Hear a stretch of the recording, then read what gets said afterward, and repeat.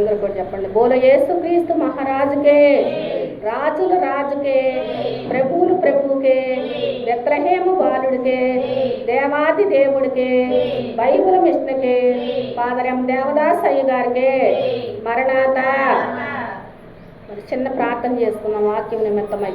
మహాపరిశుద్ధుడు అయిన మా పరమ తండ్రి యేసు ప్రభా, నీ కొందనములు స్తోత్రములు స్తుతులు నాయన. దయగల తండ్రి, కృపగల తండ్రి యేసు ప్రభా అయ్యా, ఇదిగో నాయన వాక్య భాగంలో నుంచి తండ్రి అయ్యా మా అందరితో కూడా నీవు మాట్లాడు స్వామి యేసు ప్రభయ్య. ఎంతమంది బిడ్డలై తింటారో నాయన, అట్టి వారికి నా తండ్రి యేసయ్యా ఈ యొక్క వాక్కుతో నీవు నా తండ్రి అయ్యా ఓదార్పు దయచేయమని అయ్యా, మేలులతో నింపమని తండ్రి యేసు ప్రభయ్య నీ పాదాలు పట్టుకుని అడుగుచు అయ్యా, నీ దైవ సన్నిధిలో అయ్యా ప్రభా అడుగుచు ఉన్నాం తండ్రి అయ్యా. ప్రతి బిడ్డని కూడా నాయన మీరు జ్ఞాపకం తెచ్చుకోమని అడుగుచు ఉన్నాం తండ్రి యేసు ప్రభయ్య అయ్యా. నీ యొక్క మహిమను ఇక్కడ దించివేయమని అడుగుచు ఉన్నాం తండ్రి అయ్యా. నీ యొక్క సన్నిధి ఇక్కడ ఉంచమని అడుగుచు ఉన్నాం తండ్రి యేసు ప్రభయ్య. నీ ఆత్మచేత మమ్మల్ని నడిపించమని అడుగుచు ఉన్నాం దేవా యేసు ప్రభయ్య అయ్యా. మీరే నీ కృపలో దయచేసి నీ కృపలో వర్ధిల్ల చేస్తారని నమ్ముతూ తండ్రి అయ్యా, భూమి పైన అయ్యా ఎక్కడైతే ఇద్దరు ముగ్గురు ఏకేమిస్తారో తండ్రి అయ్యా వాళ్ళ మధ్యలో నేను ఉంటానని చెలవిస్తున్న తండ్రి యేసు ప్రభయ్య. మా మధ్యలో మీరున్నారని నమ్ముతూ తండ్రి ఆరాధన పొడుగున మీరుండి నడిపించిన దేవా స్తోత్రముల తండ్రి అయ్యా. అయ్యా ఇదిగో నాయన వాక్యముతో మీరు మాట్లాడమని తండ్రి కూడి ఉన్న మమ్మలను అయ్యా మీరు తండ్రి దర్శించిన ఆయన ప్రతి బిడ్డతో మీరు మాట్లాడమని తండ్రి అయ్యా కుదరవేసి కూర్చుండబెట్టిన ఆయన ఎనగల చెవి గ్రహించే హృదయము మీరు దయచేసిన ఆయన మంచేదో చెడేదో తెలుసుకునే అయ్యా హృదయాన్ని ప్రతి బిడ్డక మీరు దయచేసిన ఆయన నీ ఆత్మచేత నింపుదల చేయమని తండ్రి గారిని పరిశుద్ధులను దేవదూతల 20 పెద్దలను మాతో ఉంచమని వరుడుగా ప్రియుడుగా పెళ్లి కుమారుడుగా రాబోచున్న వచ్చి వేసిన మేఘనాథుడు అయిన యేసు క్రీస్తు నామములో ఈ ప్రార్థన అడిగి వేడుకొనుచున్న అనుమా పరమ తండ్రి మరణాత. మరి దేవుని యొక్క వాక్య భాగాన్ని చదువుకున్నాం. ఆదికాండము 28వ అధ్యాయము 10వ వచనం అన్నమాట. యాకోబు బయస్వా నుండి బయలుదేరి ఆరాను వైపు వెళ్ళుచు ఒక చోట చేరి పొద్దు క్రూకినందున అక్కడ రాత్రి నిలిచిపోయి ఆ చోటి రాళ్లల్లో ఒకటి తీసుకుని తనకు తలగడగా వేసుకుని అక్కడ పండుకునేను. మరి అప్పుడు ఒక కల కనెను. అందులో ఒక నిచ్చెన భూమి మీద నిలబడి ఉండెను. దాని కొన ఆకాశము కొండెను. దాని మీద దేవుని దూతలు ఎక్కుచూ దిగుచూ ఉండిరి.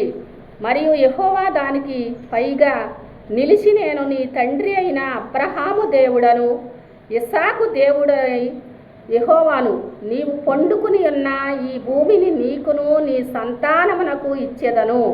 నీ సంతానము భూమి మీద లెక్కకు ఇసుక రేణువుల వలెను. నీవు పడమటి తట్టు, తూర్పు తట్టు, ఉత్తరపు తట్టు, దక్షిణపు తట్టును వ్యాపించెదవు. భూమి యొక్క వంశములన్నీ నీ మూలముగాను నీ సంతాన మూలముగాను ఆస్వాదించబడును. ఇదిగో నేను నీకు తోడయ్యుండి నీవు వెళ్ళు ప్రతి స్థలమందు నిన్ను కాపాడు ఈ దేశమునకు నిన్ను మరలా రప్పించెదను. నేను నీతో చెప్పినది నెరవేరు వరకు నిన్ను ఇడవనని చెప్పగా. ఆమేన్. యెహోవా నీ నామము ఎంతో బలమైనది, ఎంతో బలమైనది. యెహోవా నీ నామము మోషే పాటించగా మన్నాను కురిపించితివి. మోషే పాటించగా మన్నాను కురిపించితివి. యెహోషువ ప్రార్థించగా సూర్య చంద్రులనంపితివి. యెహోషువ ప్రార్థించగా సూర్య చంద్రులనంపితివి. యెహోవా ఎంత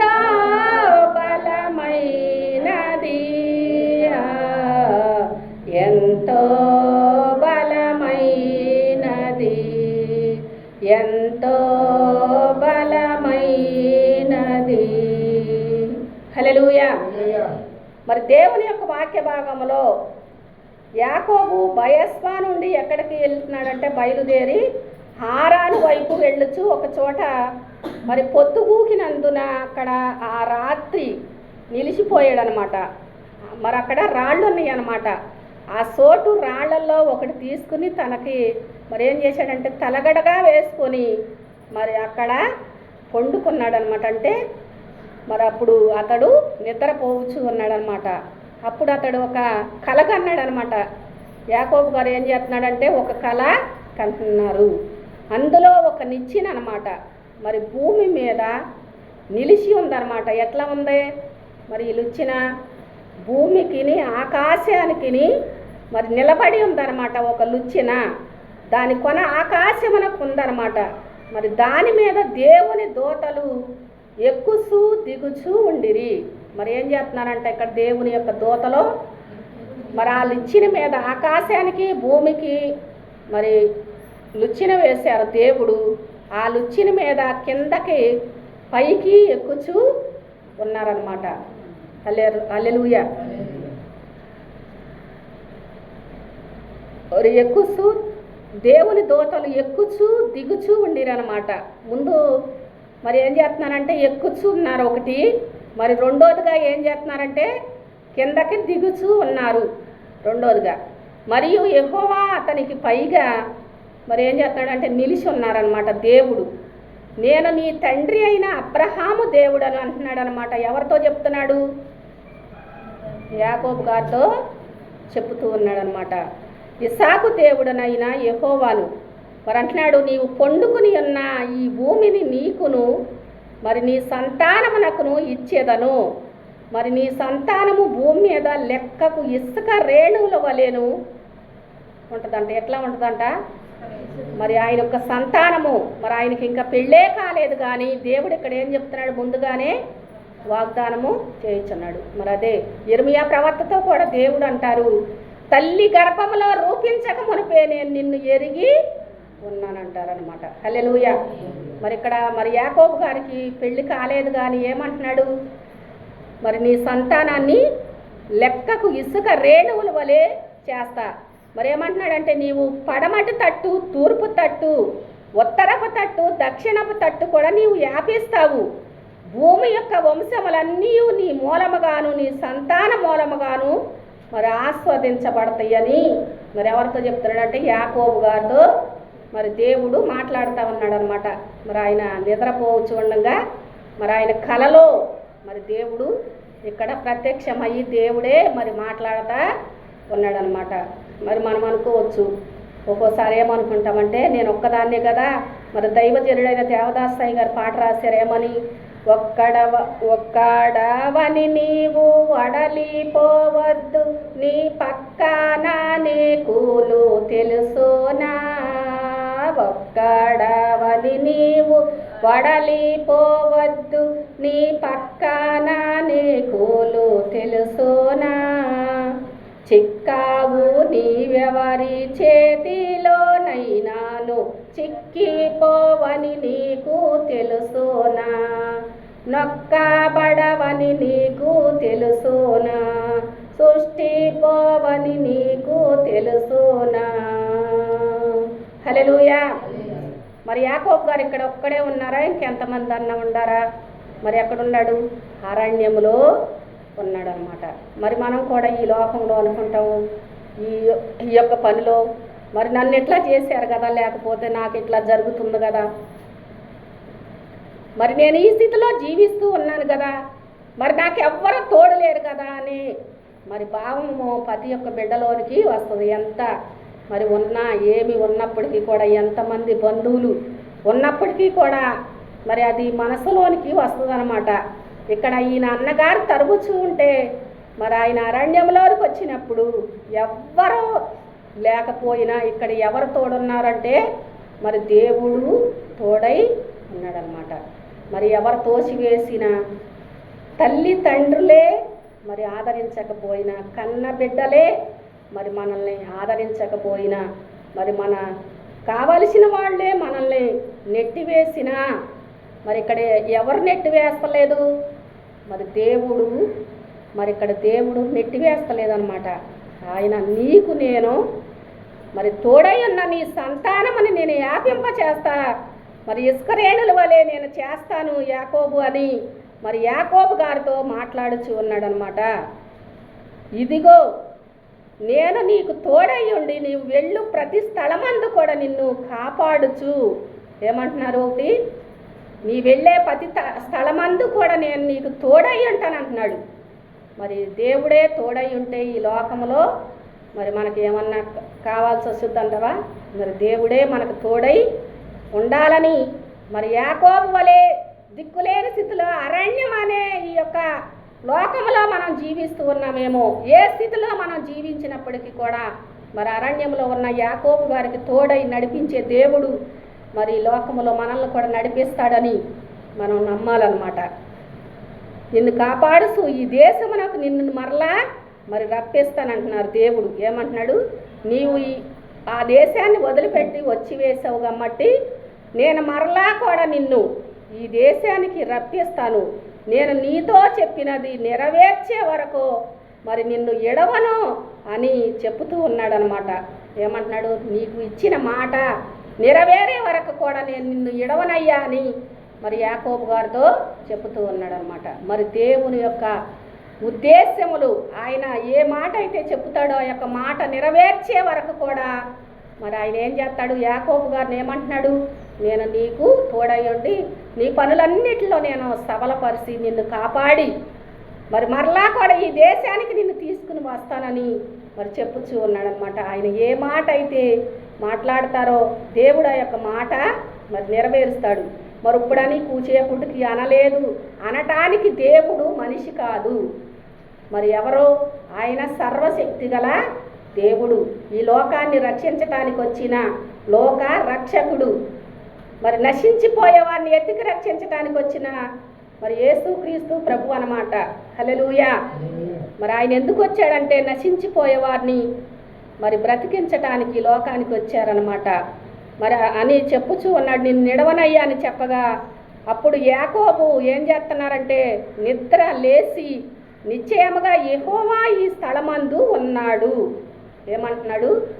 మరి ఈ స్థలమందు ఉన్నాడు, అది నాకు తెలియకపోయాననుకుని భయపడ్డాడనమాట. ఇక్కడ మరి అరణ్యంలో ఒక్కడే ఉంటామంటే భయమేనా కాదా? మరి భయమే. అయినా సరే ఎవరిని మరి ఈయన అనుకుంటున్నాడు? దేవుడు నాకు ఆశ్రయ దుర్గముగా ఉంటాడు, మరి దేవుడు నన్ను ఇడిచిపెట్టడు అనే ఒక ధైర్యంతో ఆయన ఆ అరణ్యంలో పడుకుని ఉంటాడనమాట ఆ కాలంలో. హల్లెలూయా. మరి నిజంగానే దేవుడు ఇడిచిపెట్టే దేవుడు కాదనమాట ఆయన. మరి మనము ఆవగించంత విశ్వాసం మనలో ఉంటే దేవుడు ఏం చేస్తానన్నాడు? ఎత్తికి రక్షిస్తానన్నారు. మరి ఇక్కడ అదే మరి యాకోబు గారిని ఇడవలేదు కానీ మరి ఇది నాకు దేవుడు స్థలం అని తెలియకపోయేనే అని ఆయన అనుకుని భయపడుతూ ఉన్నాడు. ఈ స్థలం ఎంతో భయంకరము, ఇది దేవుని మందిరమే కానీ వేరొకటి కాదు అనుకుంటున్నాడు అనమాట. ఏమంటున్నాడు? దేవుని మందిరములో దేవుడు ఉంటారు, దేవదూతలు ఉంటారు, పరిశుద్ధులు ఉంటారు. మరి మనము ఒక్కళ్ళమే అని మనం అనుకోకూడదు కానీ ఒక జనాన్ని దేవుడు ఏం చేస్తాన్నాడు? 1000 మందిగా మరి చేస్తానన్నాడు అనమాట. హల్లెలూయా. మరి ఇక్కడ యాకోబు గారి వంశముని దీవించి నేను ఆస్వాదిస్తానని మరి మాట ఇచ్చిన దేవుడు, మరి దేవుడు మందిరమే కానీ ఇది ఏరొకటి కాదు అని మరి పరలోకపు గవిని ఇదే అనుకుంటున్నాడు అనమాట యాకోబు గారు. మరి తెల్లవారినప్పుడు యాకోబు లేచి తాను తలగడగా వేసుకున్న రాతిని తీసి దానిని స్తంభముగా నిలిపాడు అనమాట. ఏం చేశాడంటే ఆ రాతిని తీసి దాన్ని ఏం చేశాడు? స్తంభముగా నిలవబెట్టాడు. ఇది దేవుని యొక్క మందిరమేనని నిలబెట్టి దాని కొన మీద నూనె పోసాడు అనమాట. హల్లెలూయా. మరి నూనె పోసాడు. మరియు అతడు ఆ స్థలమునకు బేతేలను పేరు పెట్టాడు. మరి దేవుని యొక్క మందిరాన్ని అక్కడ నిర్మించాలని అరణ్యములో మరి ఆ యొక్క స్తంభాన్ని నిలిపి నూనె పోసినట్లుగా మరి దేవుడే ఇక్కడ ఆ కార్యాన్ని జరిగించుకునే దేవుడని మరి మనందరం కూడా మరి నమ్మి జీవించాలన్నమాట. ఈ అరణ్యం అనే స్థితిలో మనం ఉన్నప్పటికీ కూడా మరి మన పక్కన ఎవరు ఉంటారు? మనకు ముందు దేవుడే ఉంటారు, మరి మన వెనకుంటాడు. మరి మన యొక్క నీతి అంట మనకి కావలి కాస్తుందంట. మరి నీతిమంతులు తలపైకి ఏమొస్తాయి అన్నారు దేవుడు? ఆశీర్వాదములు వస్తాయి. నీతిమంతులు దీపము ఎట్లా ఉంటుందంటే మరి తేజరలద్దు అన్నారనమాట. హల్లెలూయా. మరి నీతిమంతులు 7 మార్లు పడిపోయినా కూడా అంట తిరిగి లేపుతానన్నారు దేవుడు. మనం ఎట్లా ఉంటే? నీతిగా జీవిస్తే, మరి నీతి అనే వస్త్రాన్ని మనం ధరించుకుంటే, దేవుని యొక్క నీతిని మనం పట్టుకుని ఉంటే, మరి దేవుణ్ణి పోలి మనం నడుచుకుని ఉంటే, మరి దేవుడు యాకోబుకు తోడై ఉండి ఎట్లయితే మరి నడిపిస్తూ ఉన్నారో మరి ప్రభువు కూడా మరి మనకు తోడై లోకంలో మరి మనల్ని నడిపిస్తారని ఈ యొక్క వాక్య భాగాన్ని బట్టి మరి మన అందరం కూడా అర్థం చేసుకోవాలన్నమాట. హల్లెలూయా. యెహోవా నీ నామము ఎంతో బలమైనది, ఎంతో బలమైనది. యెహోవా నీ నామము చెరసాలలో వేసిన సంకెళ్ళు బిగించిన, చెరసాలలో వేసిన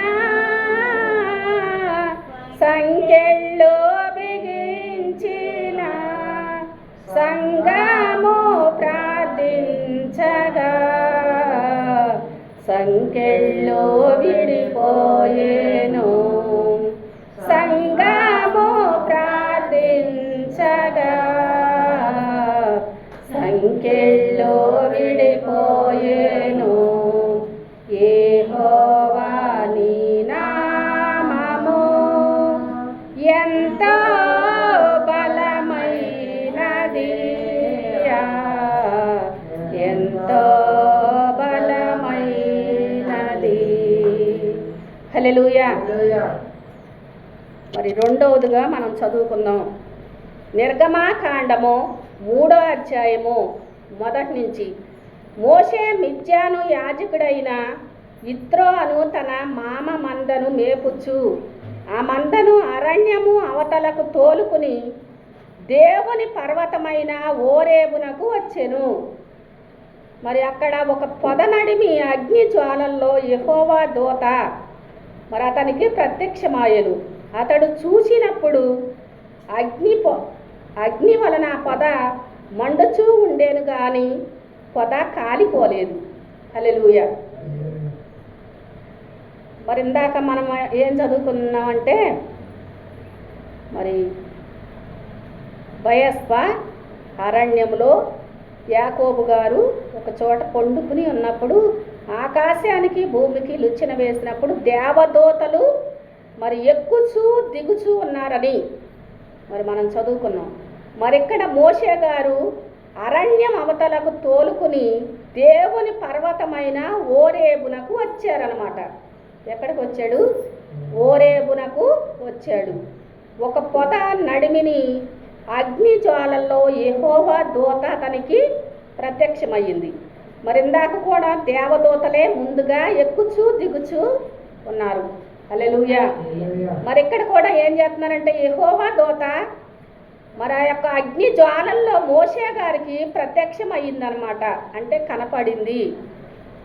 అప్పుడు చూసినప్పుడు అగ్ని వలన పొద మండుచూ ఉంది కానీ పొద కాలిపోలేదనమాట. ఏమవుతుందంటే ఆ పొద మండుచూ ఉంది కానీ కాలిపోవట్లేదంట అది.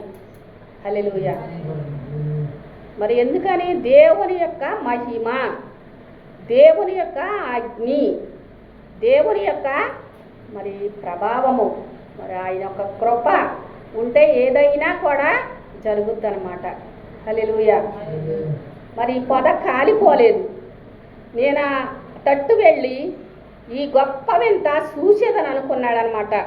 దాన్ని చూడాలి, ఎందుకనంటావు కాలిపోతలేదు మండుచూ ఉంది కానీ అనుకుంటున్నారు మోషే గారు. దానిని చూచుటకు అతడు ఆ తట్టు వచ్చుట యెహోవా చూశాడనమాట. హల్లెలూయా. ఇందాక కూడా మరి వాక్యంలో ముందు చదువుకున్న వాక్యంలో కూడా ముందుగా దూతలే కనపడ్డారు. తర్వాత దేవుడు నేను అబ్రహాము దేవుడను, ఇస్సాకు దేవుడనని మరి యాకోబు గారితో మాట్లాడారు. ఇక్కడ కూడా యెహోవా చూశాడనమాట. ఏం చూశాడు? యెహోవా మోషే గారిని చూశారు. హల్లెలూయా.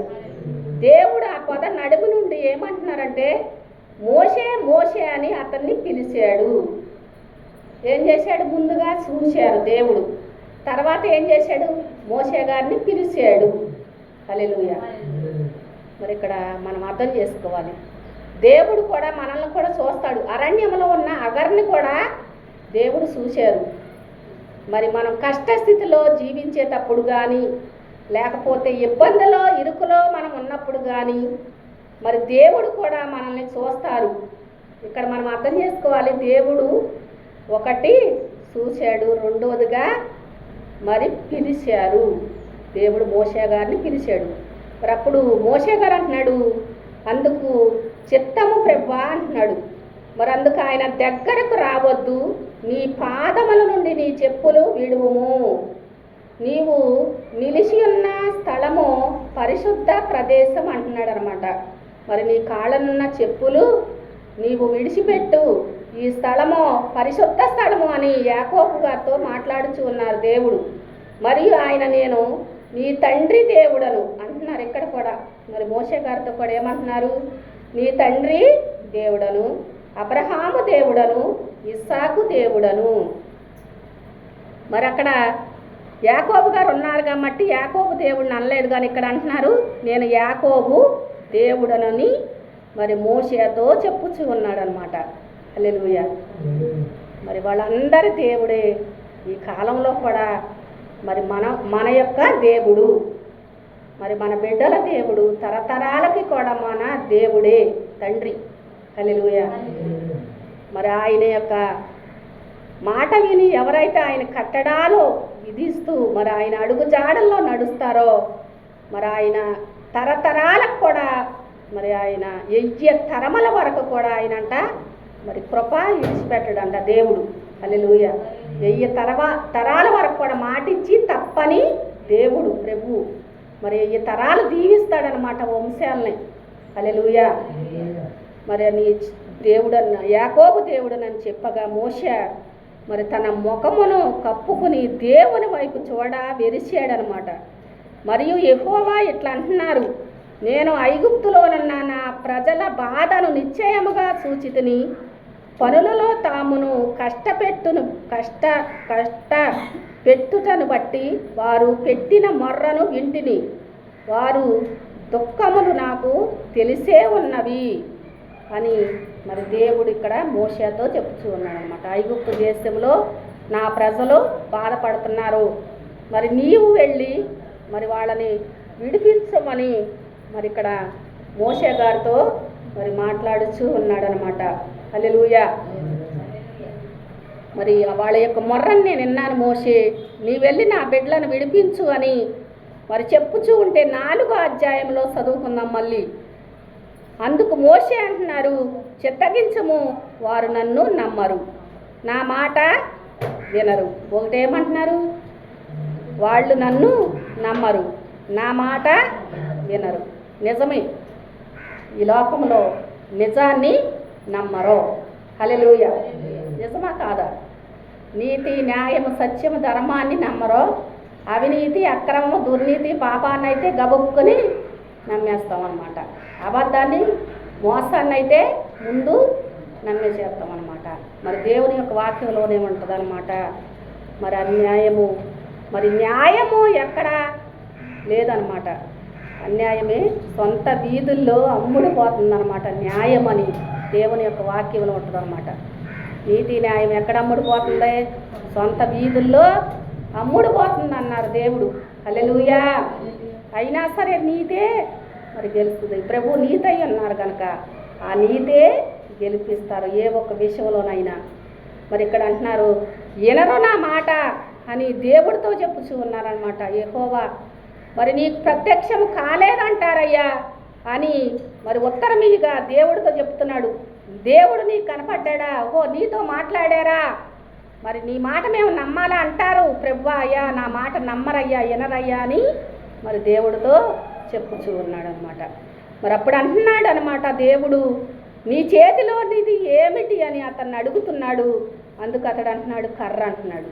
అప్పుడు దేవుడు ఏమంటున్నాడంటే మరి అప్పుడు ఆయన నేలను దాన్ని పడవేయమని చెప్పగా అతడు దాన్ని నేల పడవేయగానే అది పాముగా మారిపోయిందనమాట. ఎట్లా మారిందంటే కర్ర పాముగా మారిపోయింది. నీ చెయ్య సాసి దాని తోక పట్టుకొనమని మోషేతో చెప్తున్నాడు. మరి ఆ చెయ్య సాపి దాని తోక పట్టుకొనగానే అది అతని చేతిలో కర్రగా మళ్ళీ మారిపోయింది. మరి ఆయన దాని చేత వారు మన పితరుల దేవుడైన యెహోవా అనగా అబ్రహాము దేవుడు, ఇస్సాకు దేవుడు, యాకోబు దేవుడు నీకు ప్రత్యక్షము మరి అయ్యాడని నమ్ముతురని చెబుతూ ఉన్నాడు అనమాట. హల్లెలూయా. మరలా అయినా కూడా మళ్ళీ నమ్మరయ్యా అని మరలా చెప్పుచూ ఉన్నాడు మోషే గారు. అయితే నీ చెయ్య నీ రొమ్మున ఉంచుకొనుము అనగా తన చెయ్య రొమ్మున ఉంచుకుని దాన్ని ఎలపలకి తీసినప్పుడు ఆ చెయ్యంట కుష్టి గలదై యమములే తెల్లగా అయిపోయిందనమాట. మోషే గారు చెయ్య ఎట్లా అయిపోయింది? యమముగా మారిపోయి మరి కుష్టిగా మారిపోయిందనమాట. తరువాత ఆయన నీ చెయ్య మరలా నీ రొమ్మును ఉంచుకొని మనగా అతడు తన చెయ్య మరలా తన రొమ్మును ఉంచుకుని తన రొమ్ము నుండి ఎలపలకు తీసినప్పుడు అది అతని మిగిలిన శరీరం వలె అయింది. మరియు ఆయన వారు నిన్ను నమ్మక మొదటి సూచనను బట్టి వినకపోయిన ఎడల రెండవ దాన్ని బట్టి ఇంటారు. వారు ఈ రెండు సూచనలను బట్టి నమ్మక నీ మాట వినకపోయిన ఎడల నీవు కొంచెం ఏటి నీళ్లు తీసి ఎండిన నేల మీద పొయ్యము. అప్పుడు నీవు ఏటిలో నుండి తీసిన నీళ్లు పొడి నేల మీద రక్తముగా మారిపోతాయని మూడవ సూచన చెప్తున్నాడు అనమాట దేవుడు. ఆ రెండింటిని నమ్మకపోయినా ఈ మూడవ దాన్ని బట్టి నమ్ముతారు. నీవు వెళ్ళమని మరి దేవుడు ఇక్కడ మోషేతో చెప్పుచూ ఉన్నాడనమాట. హల్లెలూయా. మరి ఏ మాట అయితే చెప్తారో ఆ మాటని మనం వినకపోతే దేవుడు కూడా ఊరుకోరు. మరి ఇక్కడ మోషే గారిని ఊరుకుంటున్నాడా? ఊరుకుంటులా. మరి నేను నా మాట నమ్మరయ్యా, నేను వెళ్ళలేనయ్యా, ఇవన్నీ నేను చేయలేనయ్యా.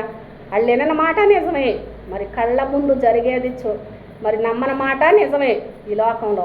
మరి అయినా సరే నీవు వెళ్ళాలయ్యా, ఇట్లా చెయ్యాలయ్యా అని దేవుడు మరి మాటకి మోషే గారిని మరి ఏం చేస్తున్నాడు? ఈ సూచన చెయ్యి, దీన్ని బట్టి నమ్ముతారు. నీ వెళ్ళు, నేను నీకు తోడయ్యంట, నీ నోటికి నా మాటలు అందిస్తా. మరి నీకన్నా గొప్పవాడైనా నీ అన్న అహరోను లేడా? మరి అతన్ని నేను కోరుకోలేదు కానీ నిన్నే నేను కోరుకున్నా. మరి ఇశ్రాయేలు ప్రజలను ఇడిపిస్తానికి నిన్ను విమోచకుడిగా ఉంచా అని మరి ఎవరితో చెప్తున్నాడంటే మోషే గారితో మరి చెప్పుచూ ఉన్నాడు అనమాట. హల్లెలూయా.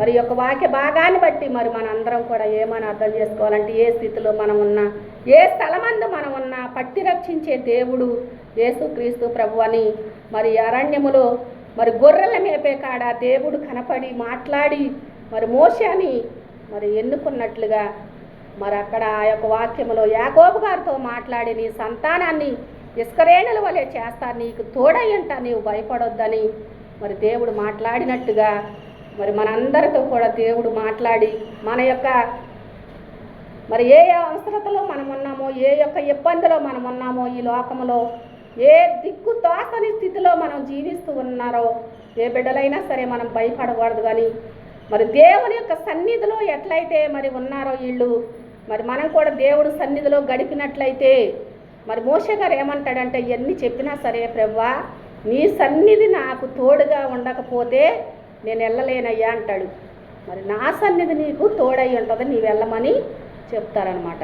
అంటే మరి ఎవరైతే దేవుడు సన్నిధి లోనికి వచ్చి ప్రభువా ఇదిగో మోషేకు తోడై నడిపించిన దేవా, మరి అరణ్యంలో ఉన్న యాకోబు గారితో మాట్లాడిన తండ్రి ప్రభువా ఇదిగో నా స్థితిని చూడయ్యా, మరి నన్ను చూడయ్యా అని మరి ఎవరైతే అర్పించుకుని దేవుని యొద్దకు వస్తారో మరి వాళ్ళని ప్రభువు విడిచిపెట్టడని, మరి ఆయన ఆదరించే దేవుడు, ఆదుకునే దేవుడని మరి యొక్క వాక్య భాగాన్ని బట్టి మరి మన అందరం కూడా అర్థం చేసుకోవాలి. ఈయనే ప్రతి ఒక్క బిడ్డని కూడా ప్రభువు దీవించి ఆస్వాదించునుగాక. ఏ అరణ్యం అనే స్థితిలో జీవిస్తూ ఉన్నావో ఈ రోజు ఈ యొక్క వాక్య భాగాన్ని బట్టి ప్రభువు విడిపించునుగాక. మరి ఏ యొక్క దిక్కు తోస్తని స్థితిలో యాకోబు వలె మరి రాత్రంతా కూడా బిక్కుమంటూ అరణ్యములో ఉన్న యాకోబుకి తోడై ఉన్న ప్రభువు మరి అట్లాంటి స్థితిలో ఉన్నప్పుడు మనకు తోడై ప్రభువు నడిపించి వర్ధిల్ల చేయునుగాక. మోషే గారికి దేవుని యొక్క సన్నిధి తోడై ఉన్నట్లుగా ప్రతి ఒక్క బిడ్డకి కూడా దేవుని సన్నిధి తోడై నడిపించునుగాక. ప్రభు యొక్క హస్తముతో మనల్ని దీవించి ఆస్వాదించునుగాక. మరి ఆయన సన్నిధిలో నిందారితులై మనందరము కూడా జీవించుదుముగాక. ఈ చిన్ని పరిశుద్ధ వాక్యము ప్రభు మనందరి వెనుకిట్లో ఎన్న ప్రతి ఒక్క బిడ్డ వెనుకిట్లో దీవించి మరి హృదయం అనే పలక పైన రాసి భద్రపరచునుగాక. మరి సాతాను ఎత్తుకెళ్ళిపోకుండా మరి నూరంతలుగా ఫలించేలాగా ప్రభు దీవించి ఆయన రెక్కల నీడలో భద్రపరిచి ఆయన యొక్క చిలువతో మనందరినీ కూడా ఆకర్షించునుగాక. చిన్న ప్రార్థన చేసుకున్నాం. మహాపరిశుద్ధుడు అయిన మా పరమ తండ్రి యేసు ప్రభువయ్య, నీ వందనాలు, స్తోత్రములు, స్తుతులు తండ్రి.